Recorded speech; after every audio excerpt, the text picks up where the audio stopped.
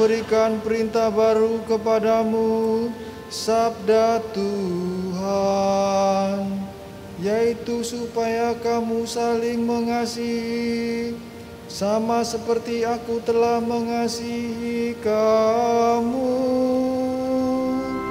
Haleluya, haleluya, haleluya, haleluya, haleluya, haleluya.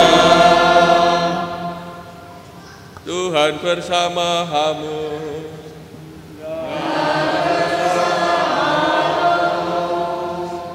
Inilah Injil suci menurut Yohanes.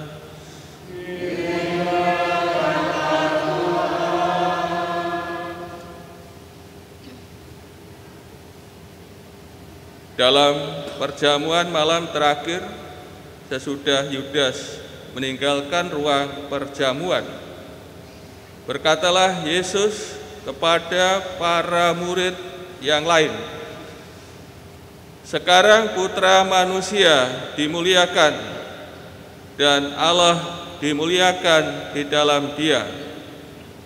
Jika Allah dimuliakan di dalam Dia, Allah akan memuliakan Dia juga di dalam dirinya dan akan memuliakan Dia dengan segera."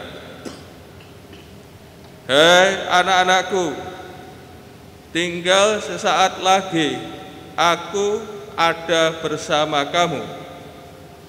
Aku memberikan perintah baru kepada kamu, yaitu supaya kamu saling mengasihi, sama seperti aku telah mengasihi kamu. Demikian pula, kamu harus saling mengasihi. Dengan demikian semua orang akan tahu bahwa kamu adalah murid-muridku, yaitu jika kamu saling mengasihi.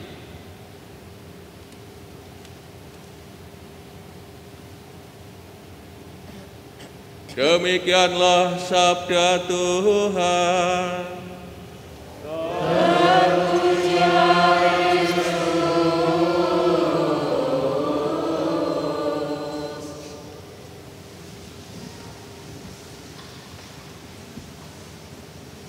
Saudara-saudari yang terkasih, bacaan Injil yang kita dengar konteksnya adalah perjamuan malam terakhir yang diadakan Tuhan Yesus bersama murid-muridnya. Setelah pembasuhan kaki, Tuhan Yesus membasuh kaki para muridnya. Yudas Iskariot meninggalkan ruang perjamuan. Kepergian Yudas mempunyai arti penting, karena Yudas sudah dirasuki oleh iblis, sehingga di situ tidak lagi ada kuasa jahat, kuasa kegelapan yang melawan Tuhan Yesus. Dengan Yudas pergi untuk menjemput pasukan prajurit dan juga pengawal atau penjaga bait Allah, mulailah saat Yesus anak manusia dimuliakan. Kalau kita perhatikan syair 5 bait dengan pengulangan sampai 5 kali kata kerja dimuliakan atau memuliakan. Di sini Tuhan Yesus hendak mengumumkan hubungan timbal balik antara kemuliaan Allah dengan kemuliaannya sendiri. Allah dimuliakan di dalam Tuhan Yesus dan memuliakan Tuhan Yesus di dalam dirinya. Kemuliaan Allah dinyatakan dalam ciptaannya ya, yang ada di muka bumi ini. Kalau kita perhatikan bagaimana keluar biasaan, kedahsyatan, keindahan, keagungan Allah dinyatakan ya, dalam ciptaan di seluruh muka bumi ini, termasuk juga ada kita manusia ini. Dan juga dalam peristiwa sejarah, salah satunya nampak dalam pembebasan bangsa Israel, bagaimana Laut Merah ya dibelah sehingga umat Israel dapat menyeberangi Laut Merah dengan selamat.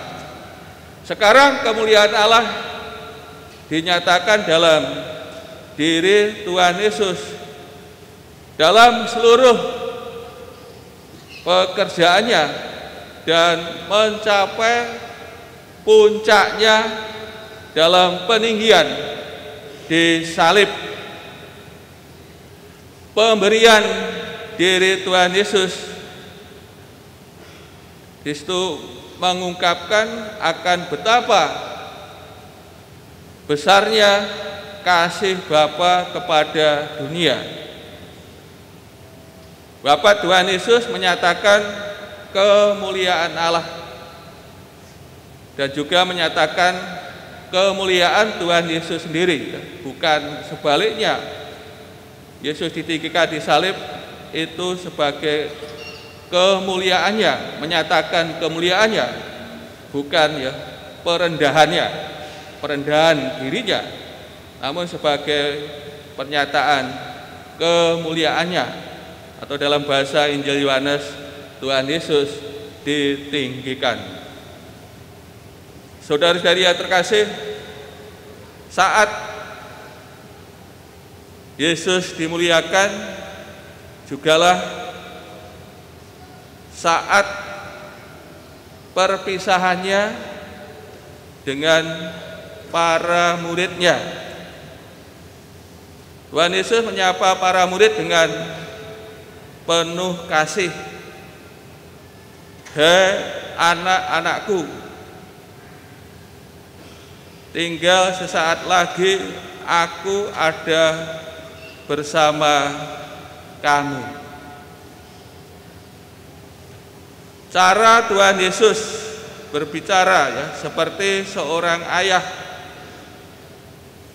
yang saat ajalnya ya sudah tiba dan menyatakan wasiat terakhir, ya, wejangan terakhir kepada anak-anaknya yang dicintainya dan yang akan ditinggalkan. Di sini Tuhan Yesus menyatakan demikian. Saudara-saudari kasih, kepergian Tuhan Yesus adalah saat untuk menyampaikan pesan terakhir Tuhan Yesus kepada murid-muridnya, yaitu untuk saling mengasihi ya. Perintah kasih, Tuhan Yesus memberi perintah kasih, dan perintah kasih ini disebut baru. Barunya terletak di mana? Tentu perintah kasih bukan orisinil Tuhan Yesus. Perintah kasih sudah ada dalam kitab Imamat bab 19, di mana di sana ada perintah mengasihi ya, sesama orang Yahudi dan juga orang asing yang tinggal bersama mereka. Dalam Injil Matius dan Lukas, perintah kasih ini baru menunjuk pada universal, mencakup universal, yaitu seluruh manusia, bahkan mencakup musuh-musuh. Yang kita dengarkan adalah Injil Yohanes. Injil Yohanes tidak memberi perintah kasih yang universal, namun perintah kasih di antara para murid di dalam jemaat, di dalam gereja, di dalam komunitas. Ini yang diberikan perintah kasih yang kita dengar pada Sabda Tuhan hari ini, ialah perintah kasih di antara para murid di dalam jemaat, di dalam komunitas, di dalam gereja. Kebaruannya, kasih di antara kita, ya, para murid Tuhan Yesus, bersumber pada kasih Tuhan Yesus kepada para murid. Yang menjadi kualifikasinya adalah seperti aku, ya, telah mencintai kamu, seperti Tuhan, ya, telah mencintai para murid. Kasih Tuhan Yesus telah ditunjukkan atau diperlihatkan ketika Tuhan Yesus membasuh kaki para muridnya. Bagaimana Yesus yang adalah Tuhan dan Guru membasuh kaki para muridnya. Ini nampak soal kasihnya. Dan juga mencapai puncaknya dalam pemberian hidupnya, ya, kepada para murid, yang akan segera nyata dalam peristiwa salib. Saudara-saudari yang kasih, perintah kasih, ya, supaya para murid saling mengasihi, yang mendapat sumber dari kasih Tuhan Yesus kepada para murid. Hal ini tidak hanya sebagai contoh yang harus ditiru, namun pertama-tama sebagai anugerah yang memampukan para murid kita semua bisa saling mengasihi. Kita diberi potensi, ya, diberi kekuatan dari kasih Yesus sendiri yang terlebih dahulu mengasihi kita para muridnya. Dan kasih Tuhan Yesus kepada para murid ini sebagai anugerah bagi kita, sehingga kita dalam hidup ini bisa saling mengasihi di antara kita. Dengan para murid saling mengasihi, maka dunia, ya, orang yang belum mengenal Tuhan Yesus, ya, akan menjadi tahu akan kasih Tuhan Yesus dan Bapa yang menjadi sumber kasih di antara kita. Dan dunia juga, manusia secara umum akan mengenali kita kalau kita ini murid-murid Tuhan Yesus. Saudara-saudari kasih, dalam perjamuan malam terakhir, akhirnya kita mendapat dua hal yang sangat mendasar, sangat penting, ya, di antara kita. Yang pertama, melayani. Melayani.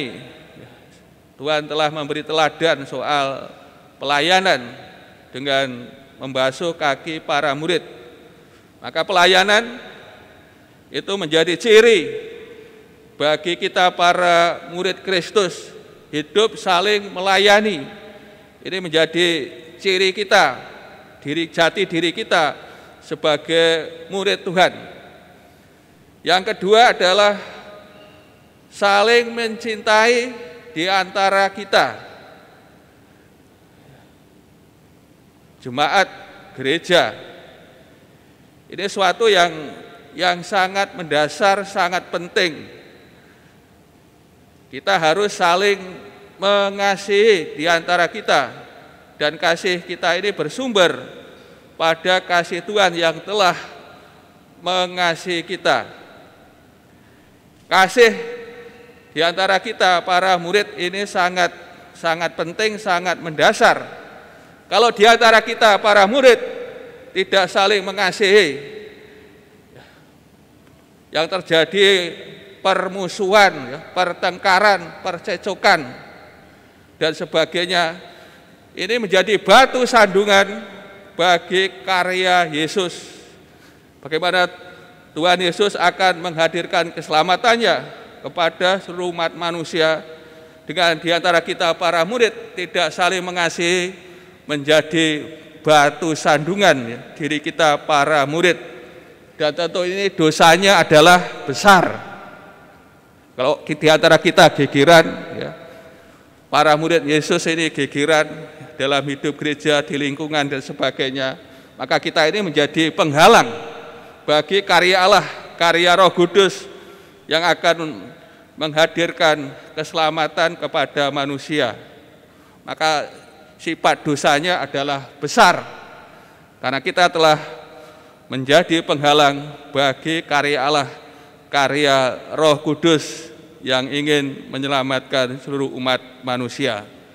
Untuk itu, para saudara sekasih, melalui sabda Tuhan ada hal yang sangat mendasar yang harus terjadi dalam hidup kita, komunitas umat beriman, komunitas umat di paroki Santa Monica Krian ini. Kalau di antara kita ini tidak bersatu, tidak rukun, omong kosong, kita akan memberi kesaksian kepada dunia, kepada masyarakat di sekitar kita. Karena kita sudah menghalangi karya Roh Kudus, karya Allah sendiri yang hendak membagikan keselamatannya.